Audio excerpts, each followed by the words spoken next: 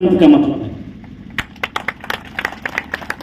अरे भाई 100 में यदि 90 को बोल रहा है कि हमको यही चाहिए, दे दीजिए, लोकतंत्र है। आपको क्या दिक्कत है?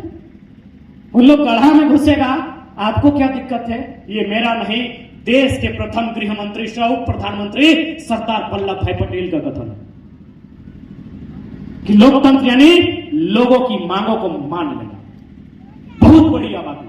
और ये 1932 के बारे में लोग ये दलील देते हैं कि माननीय हाईकोर्ट, रांची में जो माननीय हाईकोर्ट है, उन्होंने शायद 2002 के आसपास 27 नवंबर के आसपास इस नीति को रद्द कर दिया था।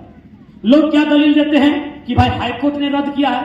अरे हम क्या दलील देते हैं? अरे हाईकोर्ट क्या है, इस देश में हमने सुप्रीम कोर्ट को झुकते हुए देखा। कब? जल्लीकट्टू का मैटर उठा लीजिए। जल्लीकट्टू तमिलनाडु की एक परंपरा है। जिस प्रकार हमारे झारखंड में कहीं कहीं मुर्गा लड़ाई होता है, इधर शायद नहीं होता है। होता है? नहीं होता है, धनबाद बोकारो तरफ होता है। तो ठीक उसी प्रकार जल्लीकट्टू में माने जो बैल है उसको लेकर एक खेल होता था।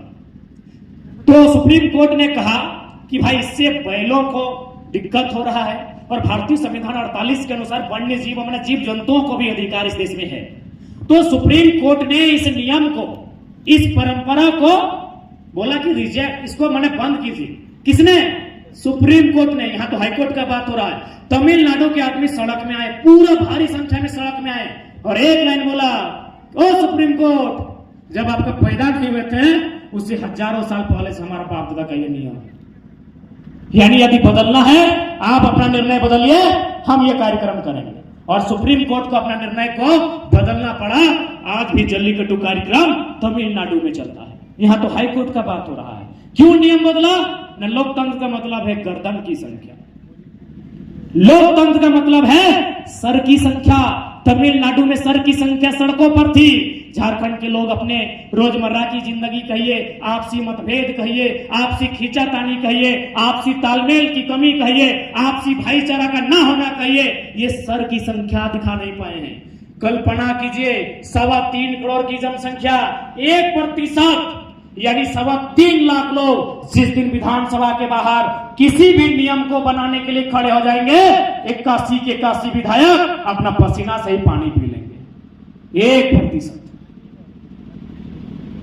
3.25 लाख जनसंख्या।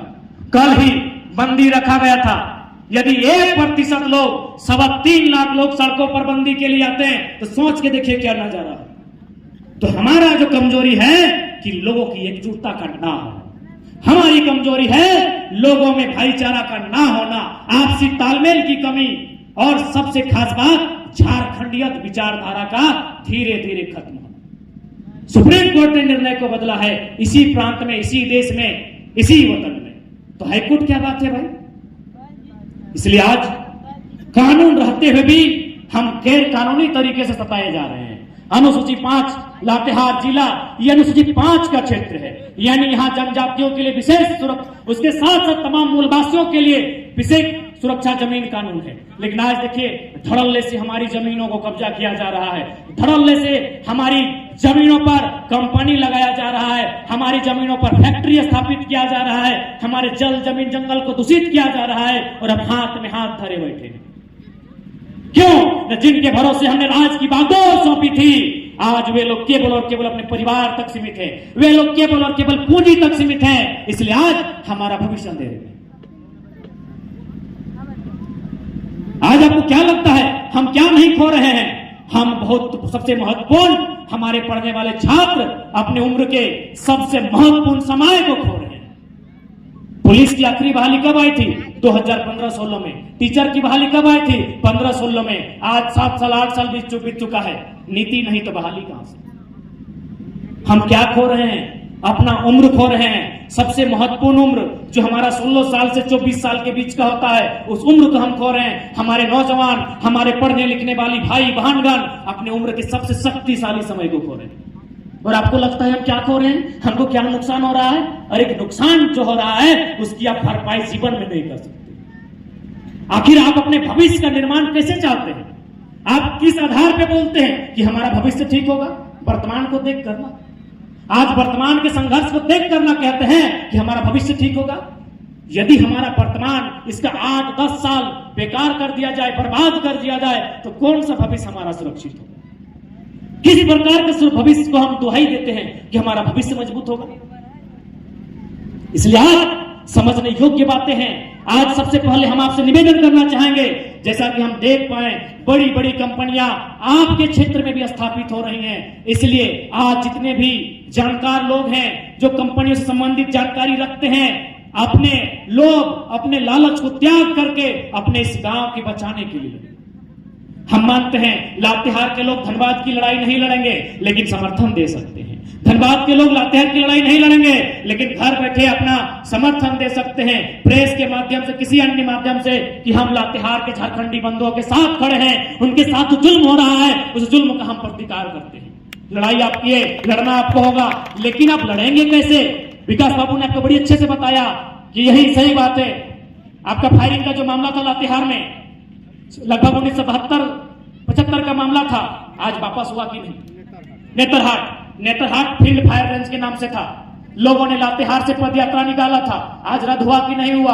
बहुत सारे कानूनें जो इससे भी बड़ी बड़ी बुरी कानूनें थी, लोगों की एकजुटता ने, आंदोलन ने, संघर्ष ने रद्द करके दिखाया है।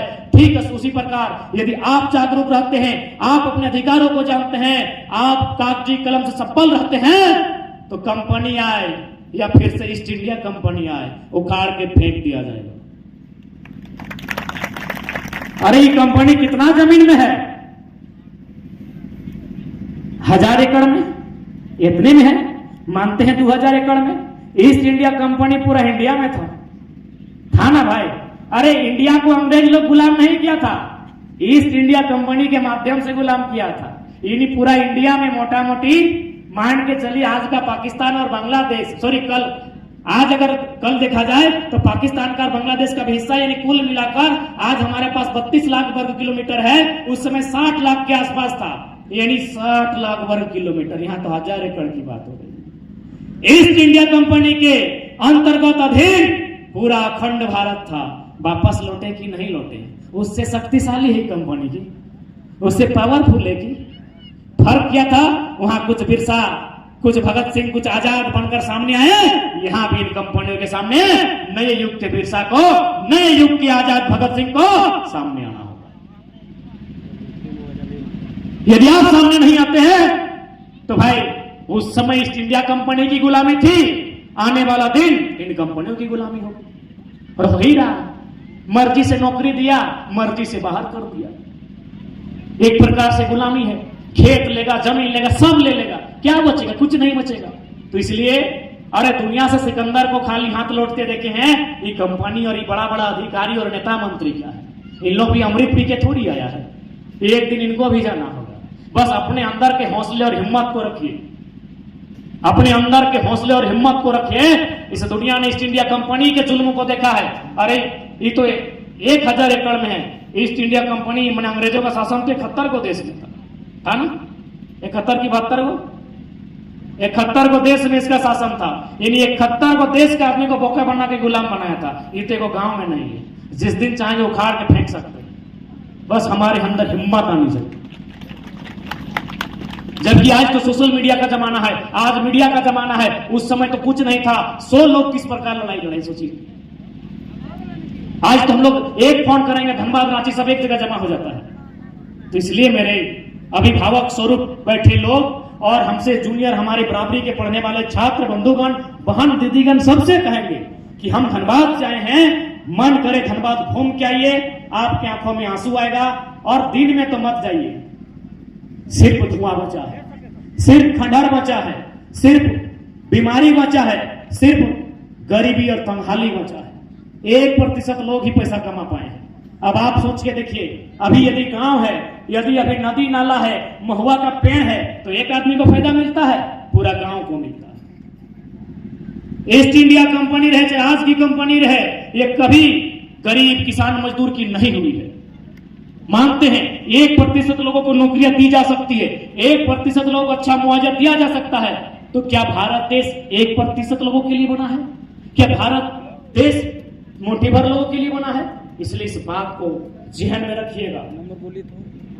भारत सरकार का जो भूमि अधिग्रहण अधिनियम 2013 उसमें स्पष्ट लिखा है, यदि कोई कंपनी या फिर सरकार या राज्य सरकार, केंद्र सरकार या राज्य सरकार किसी योजना के लिए यदि जमीन लेता है तो ग्रामीणों की सहमति होनी चाहिए, 80% ग्रामीणों की सहमति होनी चाहिए, अच्छा मुआवजा मिलना चाहिए, नौकरी मिलना चाहिए, पेमेंट मिलना चाहिए, तब जाके विस्थापित कर सकते हैं। लेकिन कंपनी क्या बोलती है, नहीं, झारखंड में हम लोग 1894 का भूमि अधिग्रहण कानून मानते हैं। पढ़िएगा, 1894 का भूमि अधिग्रहण कानून अंग्रेजों का कानून था, जो झारखंडियों के लिए मौत का फरमान था। 1894 का कानून हमारे लिए मौत का फरमान था, और ये कंपनी बोलती है हम उसको मानते। कहा इसको मानेंगे जी? जब भारत सरकार के पास 2013 का कानून है, जब और भी समता एक्ट है, सुप्रीम कोर्ट का जजमेंट है खनिज को लेकर, तो आप 1894 क्यों मानेंगे? वो तो रद्द हो चुका है कब का। हाँ, अगर वो रहता आज भी तो उसको माना जा सकता। यही नहीं, आज यदि किसी माध्यम से कंपनी तक हमारी आवाज जाती है तो उनको भी हम चेतावनी देना चाहेंगे कि यही कंपनी जब मध्य प्रदेश में काम करती है तो ठीक काम करती है। मध्य प्रदेश में नॉर्दर्न कोल लिमिटेड, जैसे हमारे यहाँ डीवीसी है, एनटीपीसी है, ईस्टर्न कोल लिमिटेड है, भारत कोकिंग कोल लिमिटेड है, सेंटर कोल लिमिटेड है, ठीक उसी प्रकार मध्य प्रदेश का सिंगरौली नामक क्षेत्र है, वहां नॉर्दर्न कोल लिमिटेड है। नॉर्दर्न कोल लिमिटेड क्या करती है? कोयला खनन का कार्य करती है, लेकिन सबसे पहले क्या करती है? एक सर्वे की टीम बनाती है। जिन लोगों की जमीन पर कोयला मिला है, जिनको विस्थापित करना हो, सबसे पहले उनको चिन्हित करती है, और क्या करती है? उनको कहीं दूसरी जगह जमीन अलॉटमेंट करती है, चाहे 25 डिसमिल रहे, 30 डिसमिल रहे, सबको बराबर देती है। जमीन अलॉटमेंट करने के बाद कंपनी पैसा नहीं देती है, उस जमीन पर उसको फ्लैट मकान बना कर देती है, और पैसा तो ऊपर से देती है प्लस नौकरी देती है। बताइए झारखंड में ऐसा कानून है? बताइए झारखंड में ऐसा कानून है? तो स्थानीय डीसी रहे या फिर जो कानूनी विधि विधान को संभालते हैं, या राज्य सरकार रहे, कि भाई इतना गंदा नीति राज्य के साथ क्यों?